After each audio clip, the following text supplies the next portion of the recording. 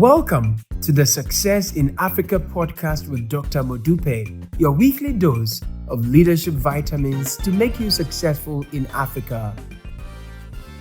Hello and welcome to the Success in Africa podcast episode 66. My name is Dr. Modupe Taylor Pierce, and I am a scholar and a practitioner of leadership and organizational development. Simply put, I study what makes people successful. I have been studying this for 3 decades with a particular focus on people in Africa. And in this podcast, I normally share stories, lessons, and insights about people having success in Africa. I created this podcast because I have a vision for Africa. I have a vision of Africa becoming a middle-income continent by 2030 and a high-income continent by 2040. And for that to happen, I need you and every other African watching or listening to this podcast to become successful. So, if you want to be successful in Africa, I encourage you, please like and subscribe to this podcast. This episode is brought to you courtesy of BCA Online, the one-stop shop for mastering leadership. Joining BCA Online is free and it gives you access to countless hours of knowledge, videos, and a plethora of information about leadership that will enhance your leadership capacity. If you've got questions you want me to answer, you can log on to BCA Online. The link is on the screen and post your questions there. That is where I will respond to your questions. Now, for those who've been regular listeners, I want to say a special thank you to you. You have gotten used to me sharing somebody else's story or interviewing somebody. Today's episode is going to be slightly different. The title of today's episode is Come Home. Come Home. And it is inspired by some recent events that I have been observing, and I'm sure all of you are aware of, that are happening in the Western world. But before I get to those recent events, let me just share a personal story. In the year 2009, I decided and convinced my wife to join me in moving back to Africa from the United States. We were a young family, 3 young children, and we were well established in the United States, but I decided that I needed to be back in Africa to apply my talents, my time, my treasure for the betterment of Africa, where I was born. Over the next 16 years, we moved in 2010. I have started 5 different businesses. The first 2 that we started were spectacular failures, but the others have been successful, and I'm happy to share that through my efforts, thousands of people have been able to find work, to be able to generate value and cash flow. And net, it has been positive for Africa. Amongst the things that I've been able to do has been to be the founding dean of the African Leadership University School of Business. I've been able to support hundreds of MBA students in West Africa, in East Africa, North Africa, Southern Africa, to start businesses for themselves. I've started and co-founded BCA Leadership, a Pan-African company that provides leadership enhancements services for leaders throughout Africa. I'll tell you more about that in a second. But I want to focus on my first 2 failures. We started a business that was a logistics transportation business for moving people across a waterway.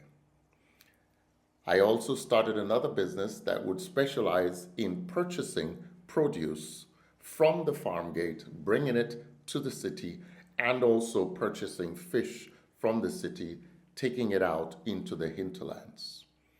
Both businesses failed, and they failed because of decisions I made. Why did I make poor decisions? Because there were lots of things I was not aware of when I first came to Africa. Why was I not aware of them? Because I was not part of any peer learning group, and I did not have a coach, a thought partner, an accountability partner who could help me increase my awareness and therefore make wise decisions. I found out about these things after the failures. And in fact, it was those that led to the creation of BCA Leadership, where we support leaders, entrepreneurs, founders, managers, supervisors, inventors to achieve success by providing leadership enhancement services. That's why I want us to come home, Africans in the diaspora, because you have a lot of time and talent and treasure that can be used for the betterment of Africa. So today's episode is about inspiring you. If you've dreamed about it, if there's been an inkling about it, as to why now is the time to come home. Let me give you 3 reasons why this is the best time for Africans and people of African descent to invest their time, their talents, and their treasure into Africa. Number 1,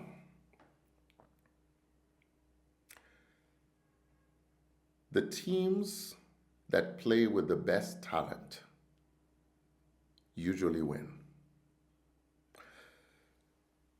In Europe, Real Madrid is one of the most successful football clubs.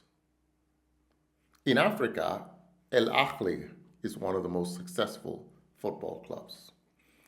In the United States, where the national pastime is baseball, not football, the Yankees are one of the most successful baseball clubs. What do all of these have in common? They attract and retain the best players. It's quite simple. They are consistently more successful simply because they attract and they retain the best players. So it doesn't really matter too much who is their coach. They generally tend to be successful. Now, in those cases, they use money to bring them in, and there's no shame in that. The same principle works for countries and economies. In the 19th century, the UK was one of the most successful economies simply because they had the best talent. They had the best scientists, the best innovators, the best managers, and therefore they were able to be successful.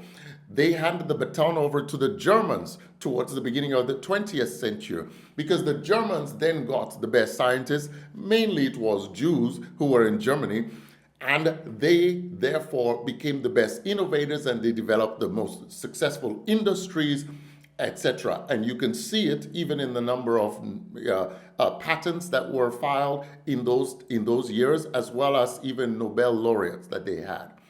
That baton was then handed over to the Americans in the aftermath or just before the Second World War, and certainly by the end of the Second World War, many of those talents went to the United States, in some cases because Hitler made it difficult for them to stay in Europe.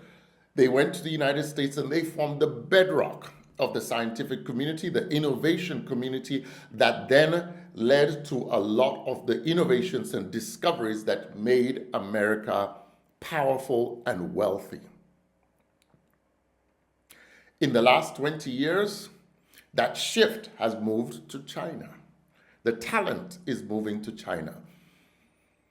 Asian students, Asian professors who used to come and ply their trade in the United States are now being given generous packages to do the same in China.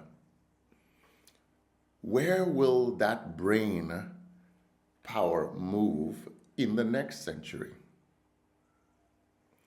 I'm here to share with you that one of the 3 key reasons why I want you Africans and African diaspora to come home is because our continent needs its best talent to apply its skill sets in Africa for the betterment of Africa to solve African problems.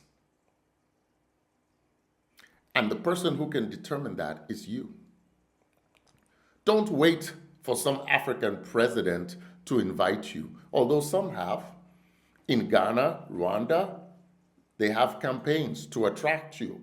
But the reality is your people, your continent, your family, people who are yet unborn need you to come home, and this is the right time. Because at the end of the day, if Africa is going to be great, it's going to be because its best talent plies their trade in Africa. That's reason number one. The countries and the continents with the best talent usually will come out on top. Reason number two, just look around you.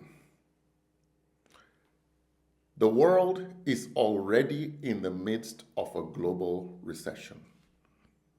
Recent news showed that in the first quarter, the US economy contracted by 0.3%.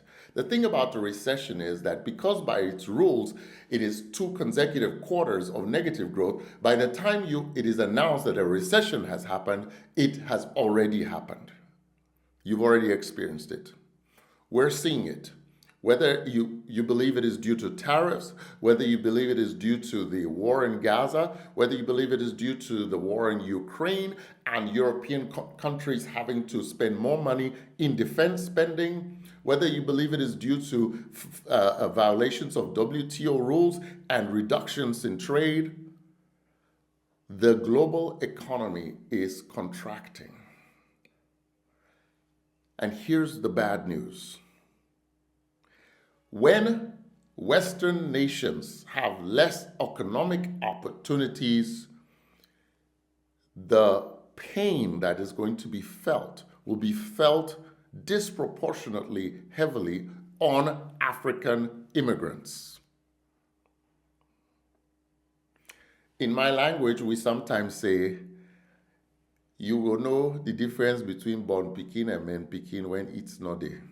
In other words, the children that are blood children versus the children that are adopted children, there will become a delineation between them when the home suffers economic woes and there isn't enough food to share. The global recession means that there are going to be some hard decisions made, and most likely you, the Africans in the diaspora, will be on the losing end of those decisions. Don't wait until it is done to you. You have an opportunity to ply your trade, to use your skills in a continent that needs you and will welcome you. And you have an advantage because you are culturally aligned with that continent. You have roots in that continent. Whether those roots are your parents or your grandparents or your great-grandparents, you have roots. Ply your trade here, because over there is going to become less welcoming quite soon. That's reason number 2. Reason number 3, Africa is teeming with money-making and impact-making opportunities in every industry and sector, especially in the areas of adding value to primary products. Why come to Africa now? Because Africa is teeming with problems. And in case you haven't noticed, the root of every successful company or endeavor is the ability to solve problems.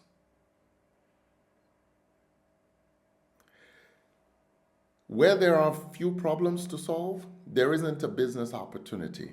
Africa is full of business opportunities.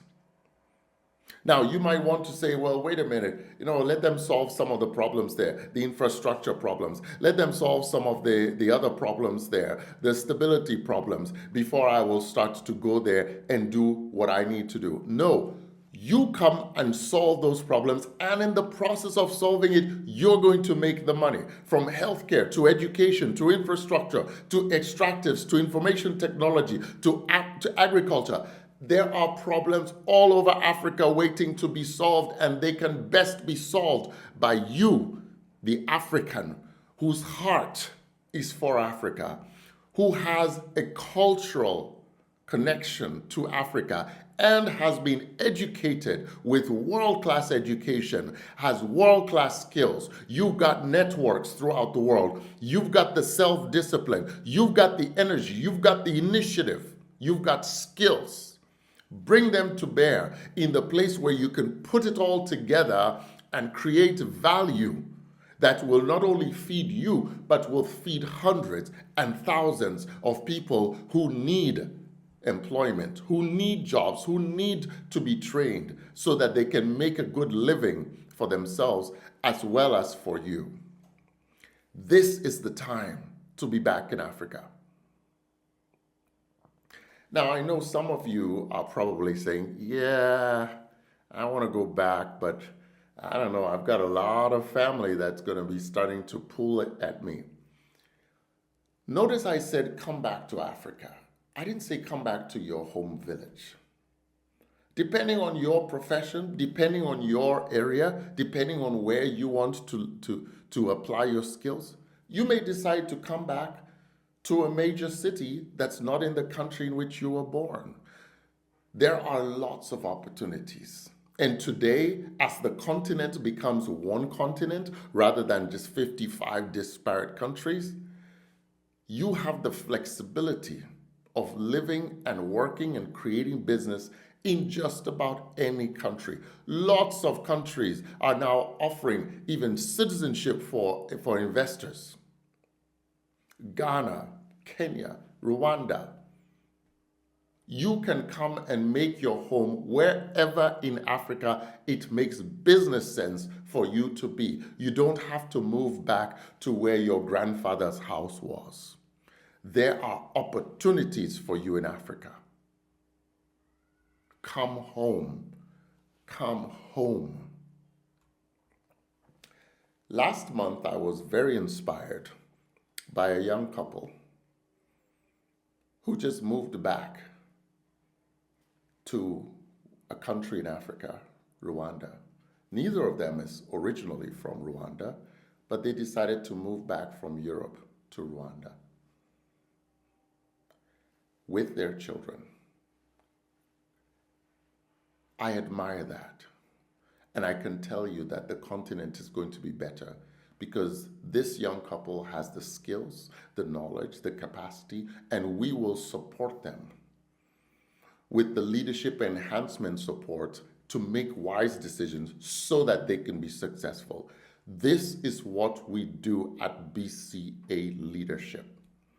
When you are ready to come home to Africa, and I hope that you will come home before you are kicked out. If you want to be successful, just reach out to us. BCA Leadership. The email is info@bcaleadership.com. Just reach out to us and we will help you. We will find you a coach who can help you make wise choices as you invest your time, talent, and treasure into Africa. This is why we exist. We have over 40 of the continent's best coaches, award-winning, world-class coaches located in every region of Africa that are waiting to support you with their knowledge, with their networks, so that you can be successful and achieve the reasons why you came home. Your success is Africa's success, and we want you to be successful. Nelson Mandela once said, "It's always impossible. It always seems impossible until it's done." Transforming Africa into a high-income continent by 2040 may seem impossible. But that's my mission. And it will be done. I need you to join the team of talented Africans working in Africa, for Africa. Together we can do it. I assure you, it is not as impossible as it seems. If China today can have better infrastructure than the United States and Europe, barely 30, 40, 50 years removed from the time when it was a country of peasants and rickshaws, then Africa can be transformed. But it won't happen by accident, and it will happen when we, the Africans, choose to ply our trade, our talents, our treasure in Africa for Africa. So come home. If you're scared, join the club. Charting new territories, making new history is always scary. But we are here to support you. BCA Leadership. We're equipped with the coaches, with the trainers, with the consultants who can give you access to the knowledge, the networks that you need. Come home. The only thing you have to fear is fear itself. Come home. We've now come to the end of this episode. I do hope you've learned a bit more about how to be successful in Africa. This was a little different from our usual episode. In the ensuing weeks, I'm going to do a few more interviews of other people, and I look forward to engaging with you and receiving your questions and your comments. Don't forget to subscribe to this channel. Like the video. Please tell your friends about it. Together, we can transform our beloved continent. And for you who are outside Africa, come home. We're here to support you. You will be successful. See you next week.